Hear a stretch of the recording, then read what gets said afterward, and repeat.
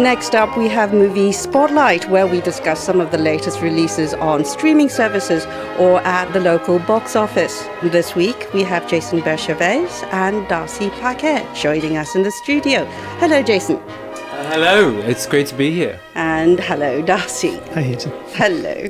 Now, late autumn is a season when a large number of Korean independent films are typically released in theatres, and this November is no exception, with more than a dozen features currently screening. Now, today, our two film critics will be highlighting two of those recent releases, both from female directors. The first is Birth, 나의 피투성이 연인. And the second feature from director Hye-jung. And Jason, can you first tell us about that? Yeah, sure. This film originally premiered at the Busan Film Festival last year. It does take a little while for these films to kind of get theatrically released. And actually won the Grand Prix in the proximate competition section at the Karlovy Film Festival. It was released in theatres finally on Wednesday this week, and it centres on this married couple. We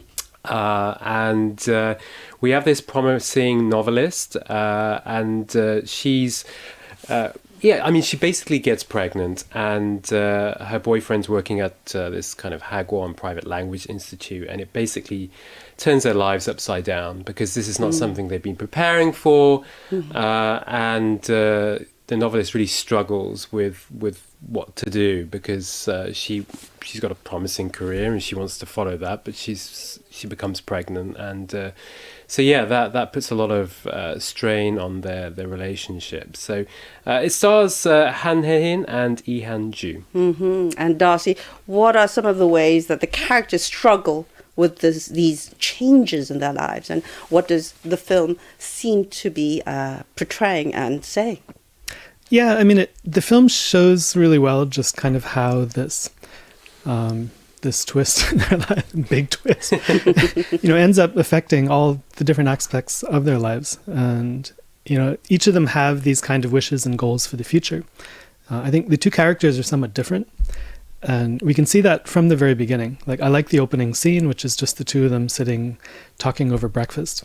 You can feel from the opening scene that they're close, but also that they're different. They have different perspectives. And the thing is, for as long as they are kind of single and without child, their relationship is flexible enough to kind of handle their differences. But then, when she does get pregnant and they're looking ahead to a very different kind of future, then I think that it's no longer as easy to kind of accommodate their differences. And, having a child involves so many compromises of everything in your life. It just, it turns your life completely upside down. And so the film, shows both, what kinds of pressures they come under, what kind of risks both of them come under, and the different stresses. So, it's a simple story in one sense, but it's complicated in the way that it kind of shows us in detail how their lives change. And Jason, the running time for this film is quite long, at 2 hours 35 minutes. Yeah. Why do you think the director decided to make the film so lengthy? That's a good question. I wasn't so keen on this film as others were at Busan. It was a film that I think stood out for many.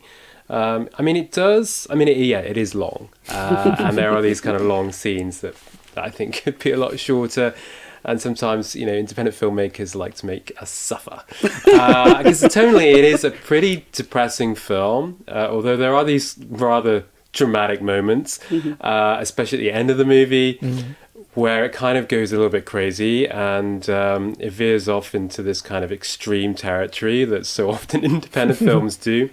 But I think it does deal with how, particularly like in Korea, for women, if they have a child, they get pregnant, have a child, it's very difficult for them to kind of continue embarking on their careers. And this is something this protagonist really struggles with, because she's pregnant, and she kind of feels almost selfish for having these thoughts whereby she wants to be a successful novelist. She doesn't want to be pregnant. She doesn't want to have this child. So I think it really tackles that, quite well. But yeah, it did make me suffer, and 2 hours, well over 2 hours. Yeah, 2 hours 35 minutes was a bit much, and there's a somewhat, as I mentioned, a scene that will live in my memory for quite a while towards the end of the film. Well, we'll have to check up on that. Her boyfriend kind of he loses it. He completely loses it. Yeah, in this private academy that he works at. Oh dear. And Darcy, what's your take on this? Yeah, I mean, I had a similar response to that scene, and I also sort of wish that had been resolved a bit differently. But I mean, on the whole, I did like the film. It is quite heavy. It's ambitious. This is the second feature from the director, and her debut feature was called Ducktown, and it's from about 5 years ago. And this one, you can just feel that she is working with kind of a wider canvas, and she's trying to, really tackle a lot of different things within the film. I watched it a second time this week, and I think that, in some ways this is a film that, I mean, despite its length, you normally wouldn't say that about a very long film, but it feels kind of more comfortable the second time through. And you can focus a bit more on the details, I think, because it does really take its time. And like her directing style is such that it does kind of draw things out somewhat slowly, but there is a great performance, particularly by the lead actress, Han-joo, who's always amazing, but to me she was a real highlight. Yeah, she's pretty intense. And overall, would you recommend it? I mean, it's interesting what Darcy said. I mean, perhaps I prefer it a second time, although I'm not sure I want to sit down and watch it again.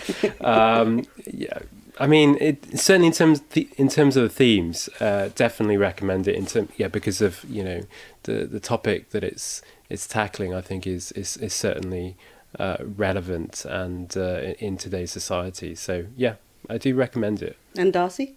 Yeah, I mean, if you don't mind something kind of heavy, then it gives you a lot to think about. Great. And moving on to our second film this week, it's also about an up-and-coming female, it's from an up-and-coming female director, Flowers of Mold. 너를 줍다 is based on a short story of the writer Ha-sung-nan, and it's directed by Shim Hye-jung. Darcy, can you give us an introduction to that film? Yes. It's a story of this young woman named Jisoo who lives alone. And she has this disturbing hobby whereby... Very disturbing. Yes. I mean, she lives in this old apartment complex, and late at night she kind of sneaks down to the trash bins and carries home several bags of trash, and then, goes through it in her home. And by kind of sorting through and carefully cataloging the contents of all of these bags of trash, she comes to gain quite intimate knowledge about all the people living in her area, like in this complex. And we're not really sure why she's doing this exactly, but one day she's particularly struck by the trash left by her new next door neighbor, this young man who just moved in. It's exceptionally neat and organized, like the tea bags are all kind of dried and tied together. and so she starts to develop this fascination for him, and given the fact that she has some inside knowledge of his tastes and what kind of person he is, she decides to use this information to approach him. And as you mentioned, Jason, this doesn't sound like the act of an actual hero in a movie. How would you describe the tone of the film? And what do you think is the genre of this film? It's a good question. You're kind of not really sure where the film's going because, at the beginning of the film, as Darcy mentioned, she's kind of going through trash. And it's just really bizarre. And I was just like, what is this? And apartments play this really interesting role in Korean films. I recently did a talk on Barking Dogs Never Bite, and you have this, this old apartment complex. And it's such a place that I think many people can identify with here, because a lot of people do, of course, live in apartments. And you're kind of almost like living together, right? You're obviously in different apartments, but you see each other very often. And so it is creepy. You've got this individual who's just, going through trash and basically trying to work out, the people but the people who live around her. But yeah, as the film progresses, we begin to understand a little bit more about her, and it's part of I think a body of work. There's Alone as well, which focuses on this female character who works in a call center, and again, she's just very kind of almost she's depressed. I think it's interesting in terms of the way it kind of follows both films, actually, the way they follow both the characters and and the issues they're facing. And sometimes it's not clear, it's not really clear. We're not, certainly at the beginning of the film, but even as it progresses. I think performances are so important. That's very true here. So,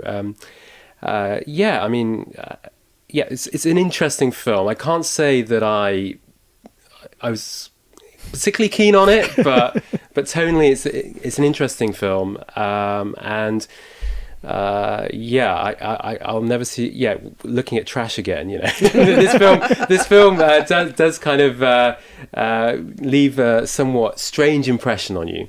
And it's an atypical plot line, as you mentioned. And tell us a bit more about the director Shim Hye-jung and how she presents this film.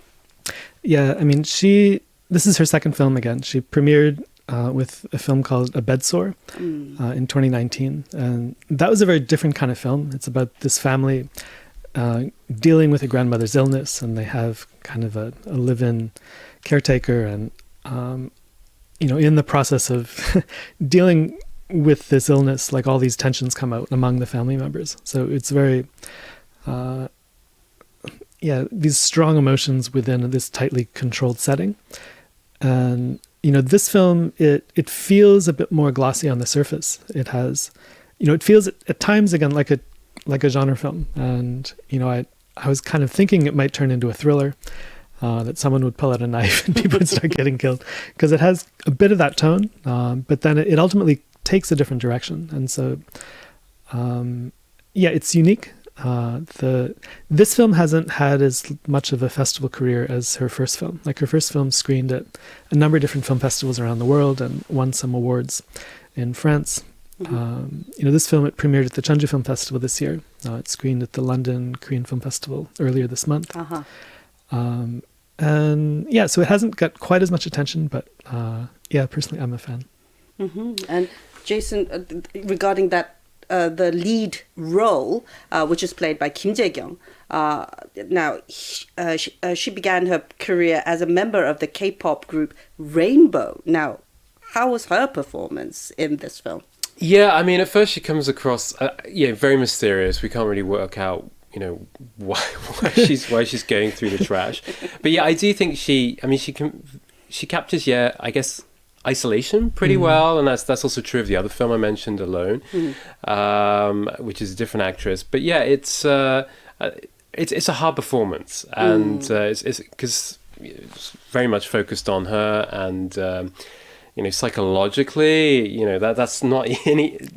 Clearly, there are issues there, and that's really hard to convey. So, I think she does a pretty good job, and it's part of a trend, of course, of K-pop stars kind of starring in independent films and then moving on from independent movies into the kind of the commercial films, or I guess now it's series, right? So she did a pretty good job, going through the trash. Now, would you recommend it? Yes and no. It's certainly shorter than the other film. It's actually pretty well shot. I didn't like the editing so much, but in terms of the framing, it's really quite well polished. So yeah. And Darcy? Yeah, I think I would. For people who are looking for something different, and it does feel like it kind of represents kind of contemporary life in the sense that she's very isolated, despite the fact that she's living among in such close proximity to so many other people, and through this hobby of hers, she gets to know about the other people, but she's still extremely isolated, and I think that that's kind of an interesting take on kind of contemporary life, I guess. And that is our movie spotlight of the week. Thank you for bringing us those wonderful movies. Thank you, Darcy. Thank you, Jason. And we'll see you next week. Yeah, take care. Yeah, have a great weekend.